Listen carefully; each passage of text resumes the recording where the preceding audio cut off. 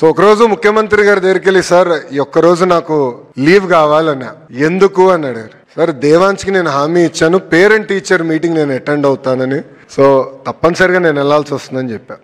ఇది ఎందుకు చెప్తున్నానంటే, ఈరోజు ఎప్పుడు లేని విధంగా మెగా పేరెంట్ టీచర్ మీటింగ్ మనం నిర్వహించాం. ఉపాధ్యాయుల్ని, తల్లిదండ్రుల్ని, పిల్లల్ని అనుసంధానం చేశాం. ఎవ్వరు ఊహించిన విధంగా అద్భుతమైన మన రిపోర్ట్ కార్డు రూపొందించి, అంటే తల్లిదండ్రులు కూడా వాళ్ళ పిల్లలు ఎక్కడ వెనుకబడి ఉన్నారు, ఏం చేస్తే బాగుంటుందని చాలా ట్రాన్స్పరెంట్గా మనం ఈ కార్యక్రమం నిర్వహించాం.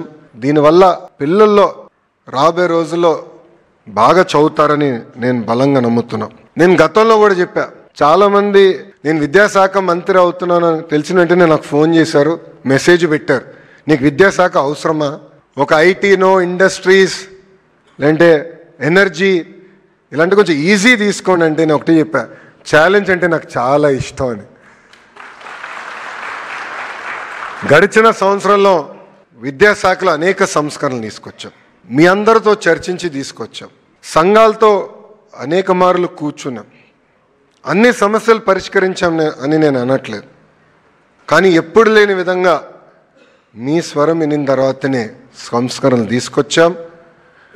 మొదటి సంవత్సరం సంస్కరణలు పూర్తి అయిపోయినాయి, ఇంకా రాబోయే 4 సంవత్సరాలు సంస్కరణలు అనేది ఉండదు. ఏదైతే లీప్ మోడల్ అని మనం అనుకున్నామో అది పకడ్బందీగా మనందరం అమలు చేయాలని ఈ సభాముఖంగా కోరుతున్నాం. ప్రత్యేకంగా గౌరవ ముఖ్యమంత్రి గారికి కొన్ని విషయాలు తెలియజేయాలని అనుకునే ఈ వేదిక. సార్, కరికులంలో అనేక మార్పులు మేము తీసుకొచ్చాం. అంతేకాదు ప్రైమరీ స్కూల్స్లో 1 క్లాస్ 1 టీచర్ అనేది మీరు గతంలో మాకు చెప్తాం జరిగింది సార్.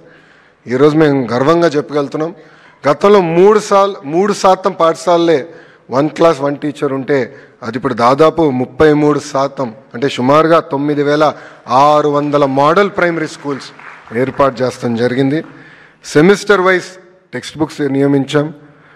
సాటర్డే నో బ్యాగ్ డేగా ప్రకటించి యోగా, స్పోర్ట్స్, ఎన్సిసి ఇట్లా పెద్ద ఎత్తున కార్యక్రమాలు కూడా చేపడతాం జరిగింది. Please subscribe to Leo news for more videos.